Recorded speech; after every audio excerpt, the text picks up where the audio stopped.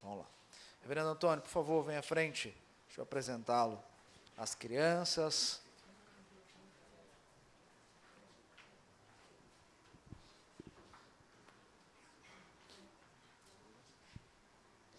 Queridos, nós estamos encerrando esse mês de comemoração do aniversário da nossa plantação, 2 anos de plantação, louvado seja Deus por isso, e nós tivemos convidados ao longo desse mês, e hoje nós estamos encerrando com esse irmão que Deus me deu. Eu ouvia muito falar sobre ele, né, com o reverendo Wagner Zanelato, um amigo que trabalhamos juntos na igreja da Lapa, e hoje o reverendo Antônio é auxiliar do reverendo Wagner na igreja Pompeia, porém plantando uma igreja também. Ele está plantando há 3 anos a igreja da Vila Paiva, né, ali na região de Vila Guilherme, em São Paulo. E o convidei, tivemos uma aproximação no mestrado, né, fazendo mestrado, passando o tempo, a semana toda juntos, de manhã, de tarde, conversamos bastante. E eu convidei para que pudesse estar conosco, juntamente com a sua esposa. Ele vai apresentar a igreja para trazer a mensagem do Senhor para nós. Tá? Então, pastor, seja bem-vindo, fica bem no nosso meio, né, e que Deus te use poderosamente. Eu vou orar pelo irmão. Pai querido, muito obrigado pela vida do reverendo Antônio, irmão amado querido, que o Senhor tem usado poderosamente ao longo dessa caminhada cristã, no pastoreio de vidas, e agora, Deus, plantando a igreja da Vila Paiva, nos seus desafios, ó Deus, podendo ver a tua boa mão conduzindo esse trabalho. Assim como, Deus, o Senhor tem nos abençoado aqui, esse irmão poderá ser usado por Ti para ministrar as Tuas verdades. Fale ao nosso coração, assim como o Senhor falou o coração dele, e use com poder e graça a ministrar, não só a nós, mas também as nossas crianças, na medida que estiverem escrevendo, ao pensar sobre essa pergunta de quem é Jesus, ou desenhando, que o Senhor fale também, ministre ao coração delas, em nome de Jesus. Amém e amém.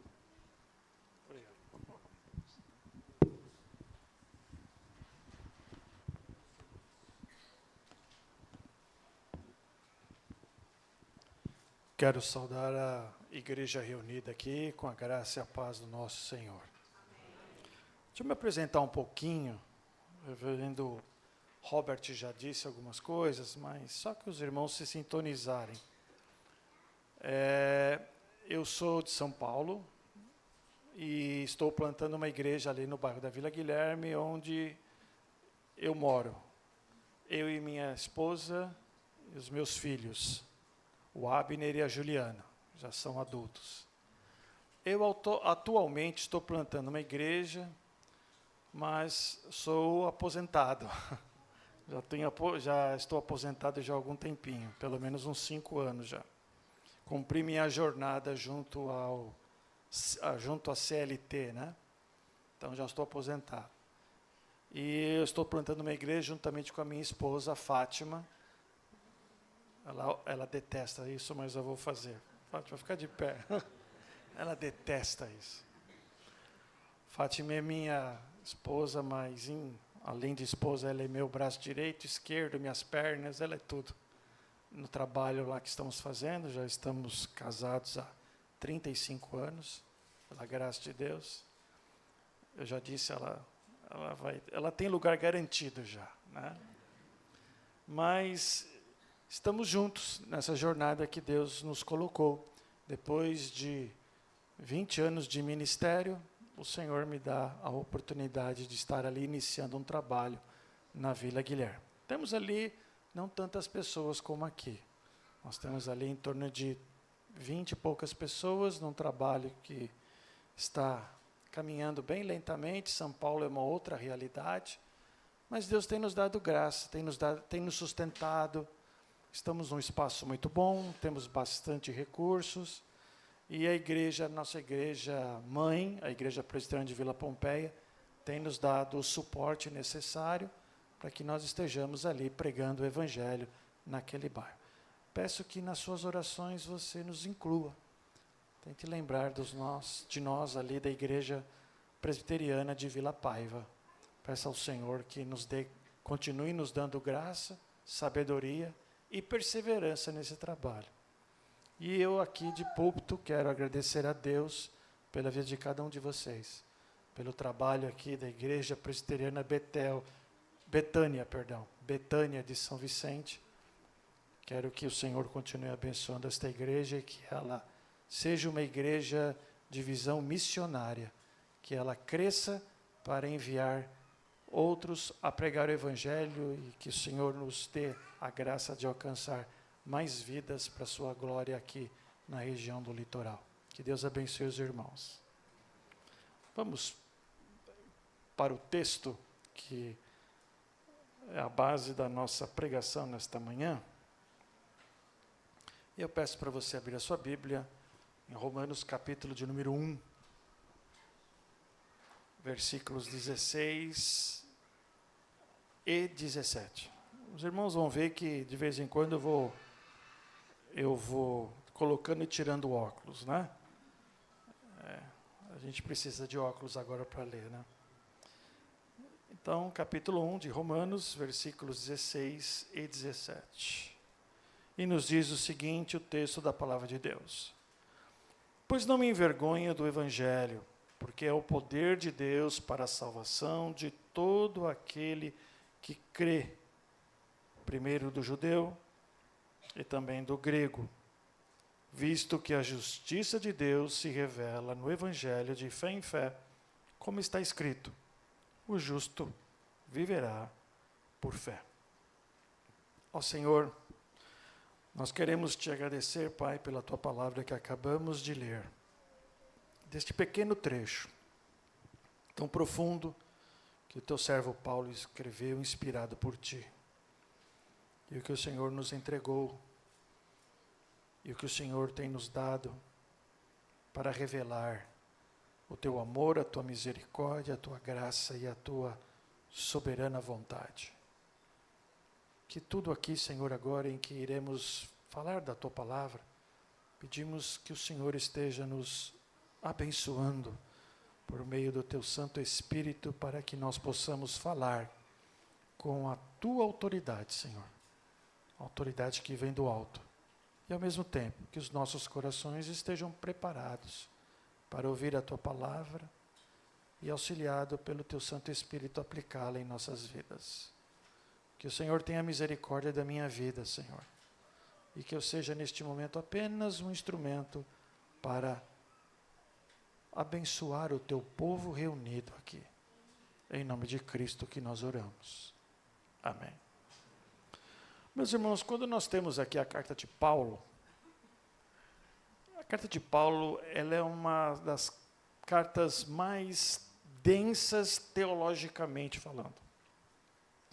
Paulo ele se aprofunda em grandes temas como justificação, eleição. E Paulo ele trabalha de uma maneira em que o objetivo dessa carta é mostrar claramente o que é o Evangelho e a importância do Evangelho. Por que Paulo faz isso? Bem, Paulo havia terminado a sua terceira viagem missionária. E ele estava desejoso de pregar o Evangelho na Espanha. Ali parte do leste europeu, ali toda aquela região chamada Ásia, ali Paulo e os apóstolos já haviam pregado o Evangelho e plantado algumas igrejas. E Paulo agora queria se voltar para o outro lado. E então, ele escreve esta carta à igreja de Roma. Igreja essa que não foi Paulo que plantou. Igreja essa que já havia sido plantada por um outro discípulo de Cristo e que Paulo conhecia aquela igreja de ouvir falar, mas Paulo nunca esteve ali. E Paulo, então, ele escreve esta carta a esses irmãos de Roma para mostrar a eles a importância não só do Evangelho, mas de levar esse Evangelho em outros lugares. E Paulo, então, ele escreve esta carta buscando que estes irmãos de Roma viessem, então, a se associar com ele, firmar uma parceria, onde ele pudesse estar com eles em Roma e depois ser enviado ali para a Espanha, objetivo pelo qual Paulo queria então começar a divulgar, a pregar o evangelho e, quiçá, plantar igrejas ali naquele lugar. Mas Deus não quis assim. Paulo, quando estava indo para Jerusalém, e com a intenção de ir para Roma, ele é preso.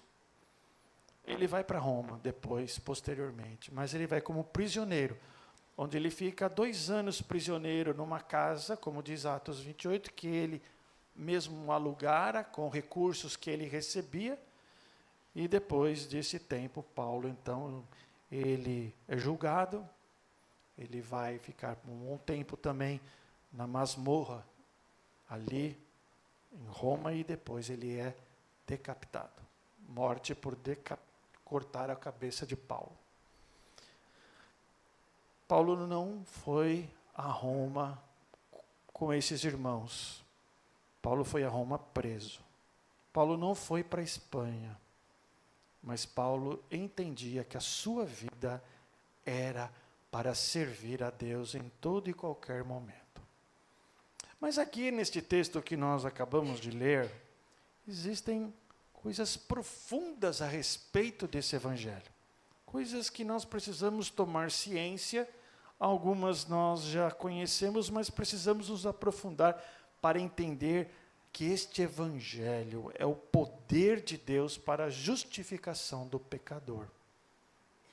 Veja, Paulo, como nós podemos ver aqui, ele não relutava em pregar o evangelho em todo o tempo. Paulo, ele amava esse evangelho. E Paulo, então, ele diz claramente aqui, versículo 16, pois não me envergonho do evangelho, porque é poder de Deus para a salvação de todo aquele que crê.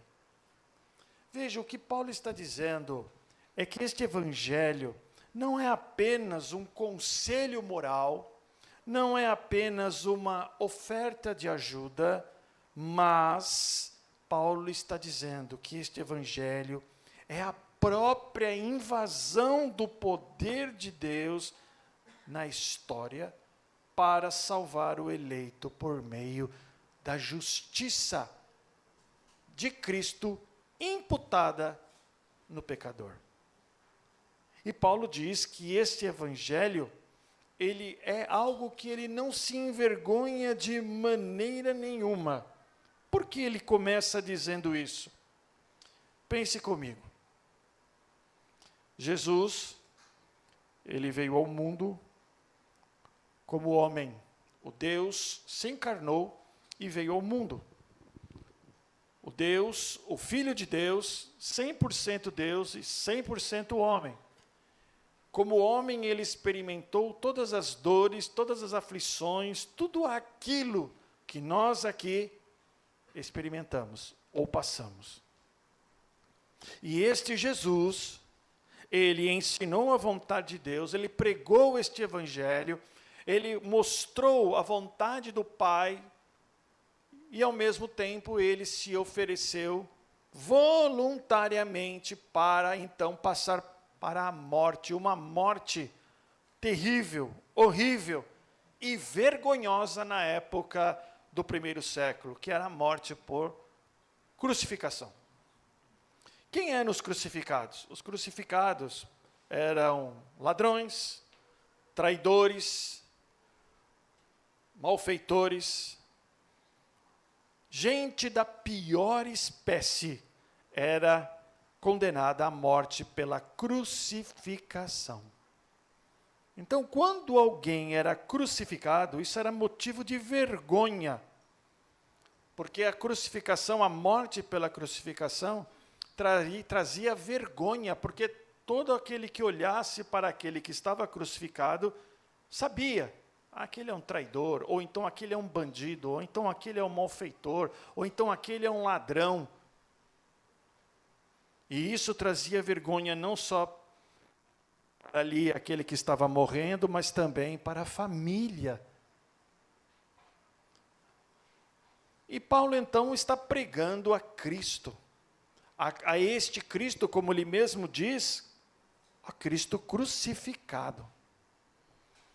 E veja, quando você vai pregar o Evangelho, você está falando daquele que veio ao mundo para morrer numa cruz. E esta mensagem no primeiro século era algo que as pessoas ouviam e diziam, como assim? Como que alguém que morreu, crucificado, ligando a crucificação ao castigo para bandidos, malfeitores, traidores, como alguém que tem esse tipo de qualificação pode trazer vida, esperança, salvação? Como isso? Algo extremamente que não tinha cabimento algum para as pessoas da época de Paulo, do primeiro século. Mas Paulo dizia, não, eu não me envergonho deste evangelho, eu não me envergonho desta mensagem. E por quê?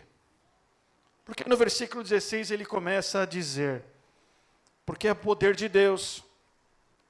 O evangelho não é uma proposta que depende da vontade humana para ter eficácia na vida do pecador, mas é um instrumento pelo qual o Deus soberano, ele ressuscita aqueles que espiritualmente estão mortos. Veja o que Paulo diz lá em Efésios 2, nos primeiros 5 versículos deste capítulo, ele diz assim, ele, Jesus, vos deu vida, estando vós mortos nos vossos delitos e pecados, nos quais andastes outrora, segundo o curso deste mundo, segundo o príncipe da potestade do ar, do espírito que agora atua nos filhos da desobediência, entre os quais também todos nós andamos outrora, seguindo as inclinações da nossa carne. E ele continua, fazendo a vontade da carne e dos pensamentos. E éramos por natureza filhos da ira, como também os demais. E aí Paulo então completa, mas Deus, sendo rico em misericórdia, por causa do grande amor com que nos amou, e estando nós mortos em nossos delitos, nos deu vida juntamente com Cristo. Pela graça sois salvos. Veja, eu e você, alcançados pelo Evangelho da graça, estávamos mortos. E Paulo diz, eu não me envergonho desse Evangelho. Porque foi esse Evangelho que me alcançou quando eu estava morto lá no caminho de Damasco. Onde eu estava perseguindo os irmãos, sendo eu ainda incrédulo, ímpio. Eu ali com a minha gana legalista, eu ali me agarrado com as minhas tradições, eu ali perseverando desenfreadamente na minha religiosidade, eu fui atrás daqueles que tinham sido alcançados por este poder regenerador e vivificador. E eu fui lá para matá-los, para arrastá-los em prisões, para levá-los a serem martirizados, mas ali Deus me alcançou pela sua graça. Com certeza, Paulo, ao escrever isso, ele lembrou disso. Por isso que ele diz, é o poder de Deus. Por isso que eu não me envergonho de falar deste Cristo crucificado. Paulo demonstrava claramente que ele confiava nesse evangelho de todo o seu coração. Porque este apóstolo cria que este evangelho é um evangelho que não traz nenhuma vergonha, mas é o evangelho que possui autoridade de Deus, eficaz na obra de Jesus Cristo. Paulo entendia, portanto, que este evangelho tem poder. E quando ele fala em poder, nós precisamos olhar o contexto em que Paulo vivia. Quem era a nação, o império mais temido daquela época? Roma. E Roma se vangloriava sempre do seu poder, a força pela qual este poder romano conquistou o mundo. E Paulo fala, não. Este poder não é um poder que vem pelas armas, não é um poder que vem pela imposição, não é um poder que vem pela opressão, mas é um poder que demanda de um Deus soberano que vem para resgatar, vivificar todo aquele que pela fé crê no Senhor Jesus Cristo. É por isso que eu não me envergonho desse evangelho. Mas Paulo continua. Ele diz, pois não me envergonho do evangelho, porque é o poder de Deus para a salvação de todo aquele que crê. Primeiro do judeu e também do grego. A segunda coisa que Paulo fala aqui é a respeito do alcance desse evangelho. De todo aquele que crê. E eu quero aqui colocar um ponto aos irmãos. Às vezes nós podemos olhar para esse texto e dizer assim, todo aquele que crê, então, é alcançado pela graça de Deus, ou melhor, ele é vivificado pela graça de Deus, ele é regenerado, então basta apenas eu crer, certo? Errado. Errado. O evangelho é o poder de Deus para que o homem creia.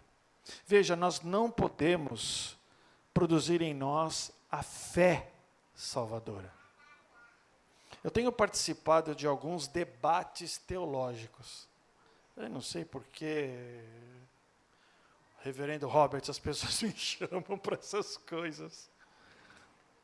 Mas eu tenho participado de alguns debates teológicos com irmãos que pensam diferente, que acham que basta eu crer em Jesus Cristo que eu sou salvo.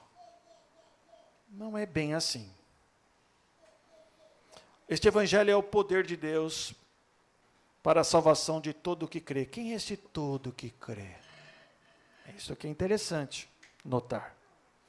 Mostra que esse evangelho ele é extensivo para todos, mas nem todos são alvo desse evangelho. Porque Paulo mais para frente vai dizer, ali no capítulo 9, que o evangelho é para os eleitos de Deus. Porque Deus estabeleceu um povo para si. Deus escolheu este povo. Deus, ele elegeu e predestinou este povo. E a partir do momento que Deus escolheu e elegeu este povo, ele levou o evangelho para este povo, a fim de que este povo viesse crer pelo poder de Deus, mediante a fé. Como Paulo fala em Efésios, que é dom de Deus. Então você que crê no evangelho, você que foi alcançado pelo evangelho, você hoje que vive aos pés de Cristo, você foi eleito e predestinado por Deus antes mesmo da fundação do mundo. É o poder de Deus. Jesus veio salvar este povo. Jesus veio vivificar, regenerar este povo que estava misturado com a humanidade caída, onde nós estávamos, sim, com a natureza caída, mas Deus, ele veio nos resgatar.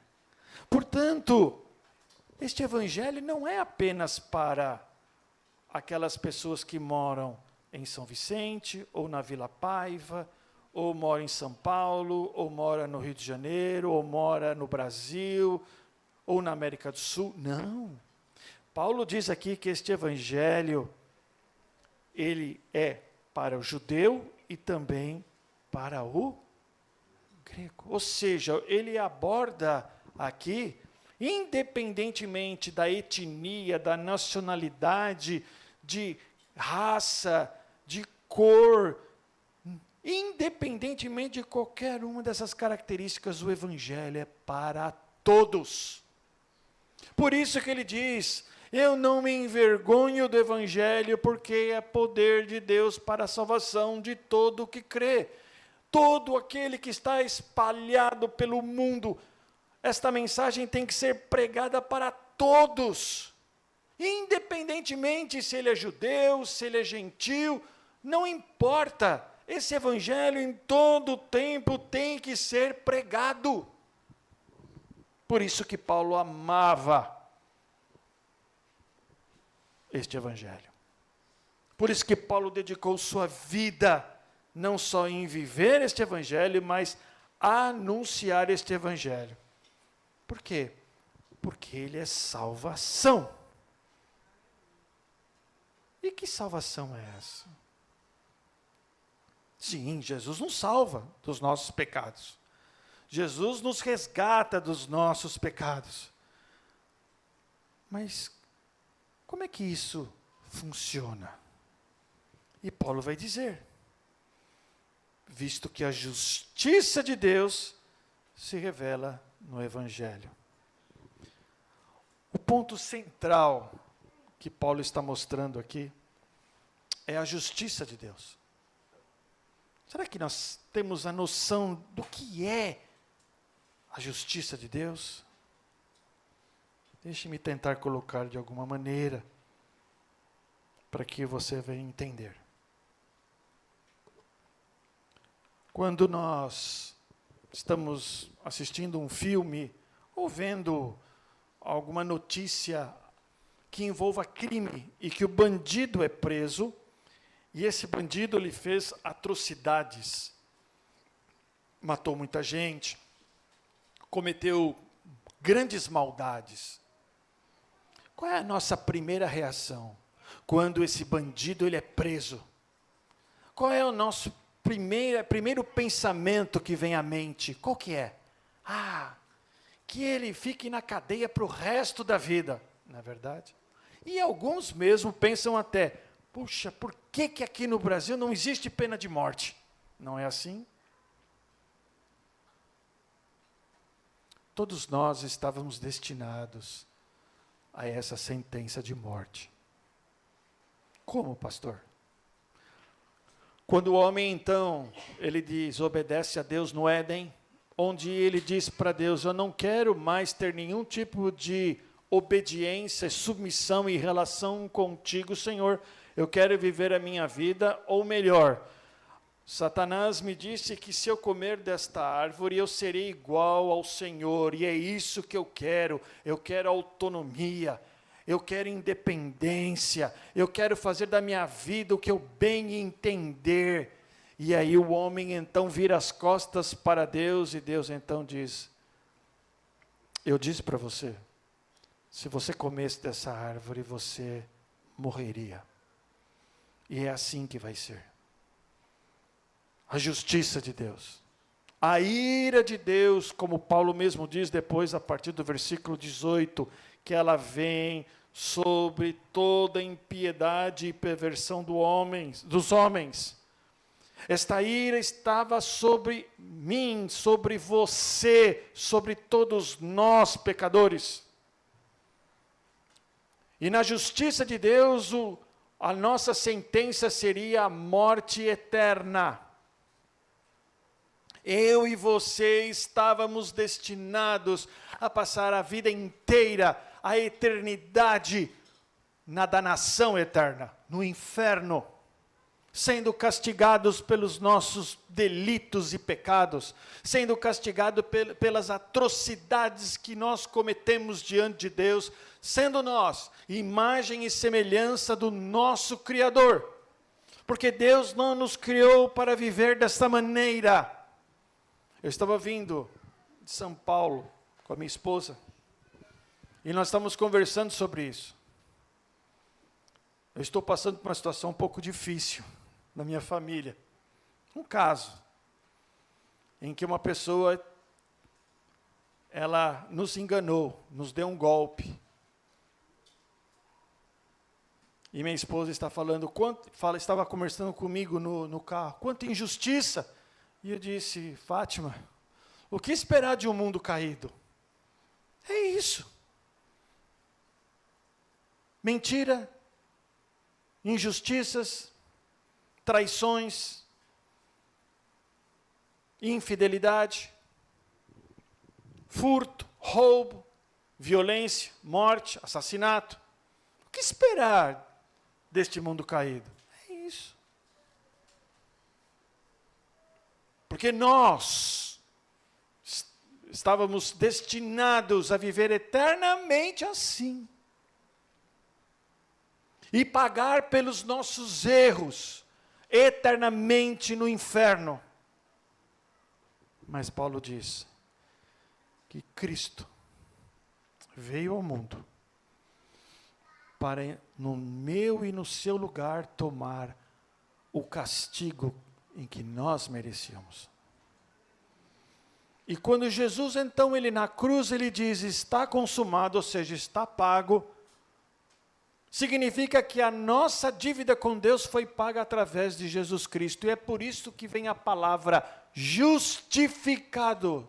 Porque a justiça de Deus que viria sobre nós, ou que estava sobre nós, por causa dos nossos pecados, das nossas iniquidades, Cristo tomou sobre ele na cruz. E é por isso que eu e você somos declarados justos. Ele morreu pelo seu, pelo meu, pelos nossos pecados. A justiça de Deus, ela foi imputada a nós por causa da morte sacrificial de Cristo no nosso lugar. E é por isso que Paulo que diz, eu não me envergonho deste evangelho, porque ela é a justiça de Deus, no qual eu agora sou justificado, por causa do meu Senhor e Salvador. Veja então, que essa justiça que estava destinada a nós, a sentença de morte, Cristo tomou sobre si.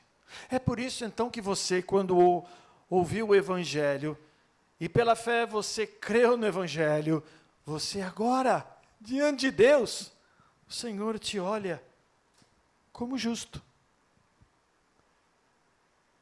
Porque o Senhor nos olha através dos óculos, das lentes de Jesus Cristo.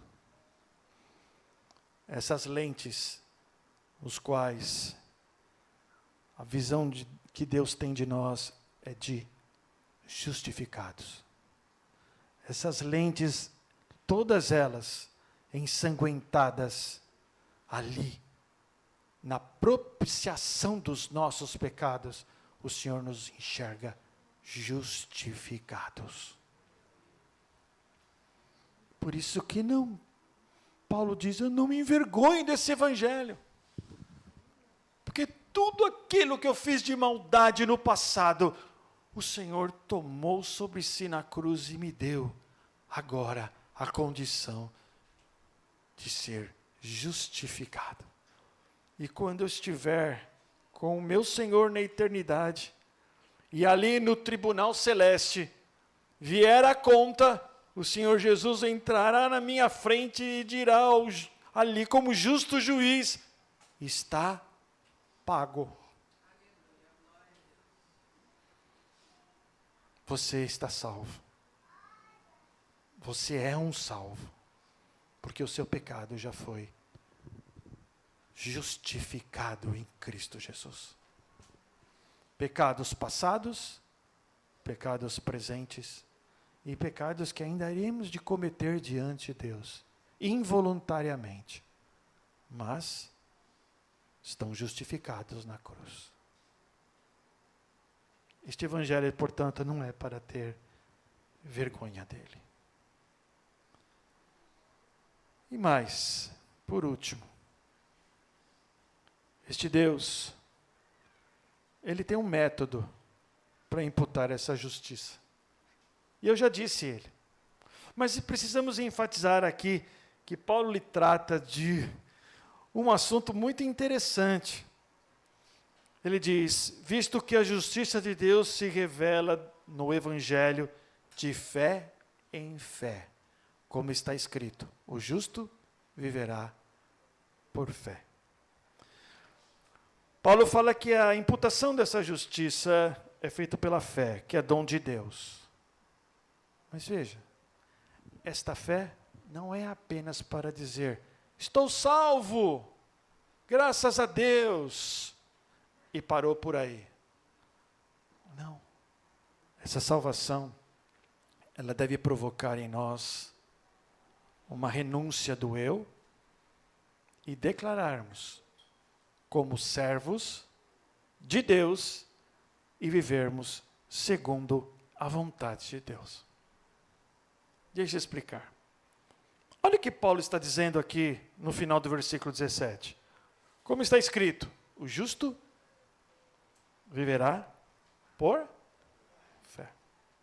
Paulo está citando aqui um texto de Abacuque, que está no capítulo 2 de Abacuque, versículo 4, Antigo Testamento. O que estava acontecendo aqui quando Abacuque escreveu esse texto? É o que Paulo está mostrando, quando ele cita esse versículo. Abacuque foi um profeta levantado por Deus na época em que Judá estava prestes a ser invadido pelos babilônicos. No ano 605, Jerusalém, 605, 596, Jerusalém cai pelas mãos de Nabucodonosor. Mas nesse tempo, antes mesmo dos babilônicos ali cercarem Jerusalém, invadirem o reinado de Judá, na época do rei Jeoaquim, Deus levanta Abacuque para mostrar a Abacuque como o povo estava vivendo, e o povo não havia ainda se ligado que o povo estava vivendo em pecado. E Deus sempre levantando profetas e mostrando o pecado do povo, e dizendo ao povo, se arrependam, se arrependam, se arrependam. E aí, Deus disse a Abacuque, os caldeus virão sobre eles. E Abacuque então diz ao Senhor, mas Senhor, acontece tantas perversidades neste mundo, acontece tantas coisas ruins aqui que estão sendo feitas, e o povo continua fazendo coisas ruins, e nada acontece com eles. E Deus diz, a minha justiça vai ser feita, virão os caldeus sobre eles, mas aquele que perseverar, esse será mantido, preservado. E eu olho para aquilo que Deus fez, que mesmo no meio de injustiças, de maldade, haviam pessoas que ainda permaneciam fiéis a Deus. Fiéis a Deus, obedientes a Deus. Havia no meio de tanta perversidade, de tanta crueldade ali, naquele lugar, que ainda haviam pessoas que temiam a Deus, que buscavam viver segundo a vontade de Deus.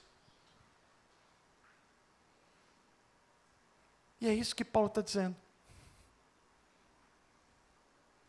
Ou seja, a justiça de Deus que se revela no Evangelho, de fé em fé. A mensagem é, nesse mundo não é fácil ser crente. Não é fácil ser crente.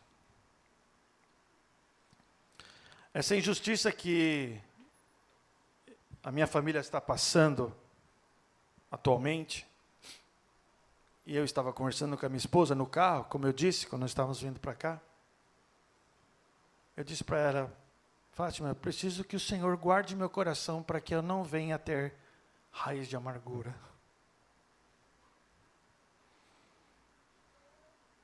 Aí a Fátima disse assim, ela fez uma proposta aqui, uma proposta interessante. Pô, por que isso não faz assim, assim, assim? Eu falei, sim, a gente pode fazer isso, é verdade. Mas será que é isso que Deus quer? E ela disse, é mesmo, né? Eu falei, então, será que é isso que Deus quer? Será que Deus não quer trabalhar com algum ídolo no meu coração? Tirar esse ídolo do meu coração? Será que Deus não quer trabalhar em áreas da minha vida que Deus vê que precisam ser transformadas e que eu preciso passar por determinadas situações, determinados fatos, para que ali nesses fatos, nessas situações, a minha vida não seja ali, naquelas áreas, sejam mudadas, transformadas? É verdade. Estamos conversando sobre isso no carro. Nesse mundo não é fácil ser crente. Mas uma coisa é certa. O justo viverá por fé. Fomos justificados, somos declarados justos, então nosso desafio é viver por fé. Por fé. Pastor, é tão difícil. É mesmo, viu? E esse é o desafio da vida cristã. Essa é a luta da vida cristã. É por isso que Paulo fala que a natureza geme enquanto o Senhor não volta. E é verdade. Porque para este santo lugar onde o Senhor está nos levando, ali não haverá injustiça, não haverá dor, não haverá mentiras, não haverá mortes, não haverá assassinatos, não haverá maldades, não haverá corrupção, nem traições. Haverá apenas a presença eterna do Senhor conosco e nós com Ele. Pense nisso. Eu quero lançar alguns desafios para você aqui no final desta mensagem. Concluindo já. Quando Paulo fala, eu não me envergonho do Evangelho, isso nos deve levar a um sentimento de humildade. Sim. Porque a salvação é o poder de Deus e a justiça dele. Não há espaço para orgulho ou mérito humano. De nenhuma maneira. Se eu sou o que sou, é porque Cristo me salvou. Pense nisso. Pense quando você estiver na sua casa, no seu momento devocional. Pense quando você estiver entrando aqui. Pense quando você estiver ali numa reunião de pequenos grupos, que você está só ali por causa que o Evangelho é o poder de Deus e a justiça de Deus para a nossa salvação. Pense nisso. Humildade. Reconhecer que o que sou é pelo amor e misericórdia e o poder do Evangelho sobre a minha vida. Segunda coisa, segurança. Aquilo que o Senhor fez está feito. Não tem como mudar. Ninguém vai tirar a salvação. Nada. Por quê? Porque essa salvação, ela repousa na justiça perfeita de Cristo, que nunca falha. Se você é crente, você nunca haverá de perder a salvação. Porque o que o Senhor Jesus começou a fazer, Ele vai completar a sua obra até o final. Nós já estamos salvos. Nós já somos salvos. Nossa, pastor, como o senhor é pretensioso, presunçoso. Não, não, porque esta salvação, esta justificação, não veio de mim, veio do Senhor. E este Deus que é imutável, tudo que Ele faz, está feito. Não tem como voltar atrás, não tem como mudar. Portanto, você está salvo. E esta é a garantia de que nós vamos para o céu. Esta é a garantia de que ninguém vai nos separar do amor de Deus, como Paulo mesmo fala. olhando para isso, tendo segurança da salvação, por que temer? Por que temer? Se eu tiver que perder bens, filhos e mulher, foi isso que nós cantamos, não foi? E aí? Não. Eu não me envergonho deste evangelho.